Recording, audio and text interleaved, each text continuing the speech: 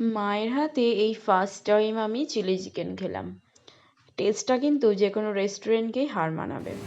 তো দেখলাম মা প্রথমে চিকেনটাকে ছোটো ছোটো করে কেটে ম্যারিনেট করে রেখেছিল, আদা বাটা, রসুন বাটা, পেঁয়াজ বাটা আর অনেক কিছু মশলা দিয়ে।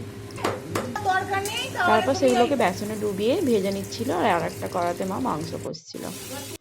ভেজে নেওয়া হয়ে যেতে দেখো মা প্রথমে গ্রেভিটা বানাচ্ছিল। কড়ার মধ্যে তেল, সমস্ত কিছু মশলা দিয়েছে, বাটা মশলা। তারপর পেঁয়াজ, ক্যাপসিকাম এগুলো একটু বড় বড় করে কেটে দিয়ে দিল। এরপর টমেটোটাও দিয়েছিল একটু পরে।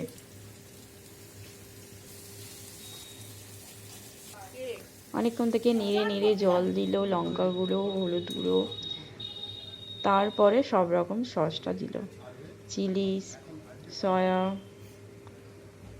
টমেটো, কাঁচা লঙ্কা, সরি সয়া সসটা দেয়নি, ভুল বললাম আমি। তারপরে অনেকক্ষণ থেকে নেড়ে নেড়ে ভেজে রাখা বেসন দিয়ে চিকেনগুলোকে দিয়ে দিলাম।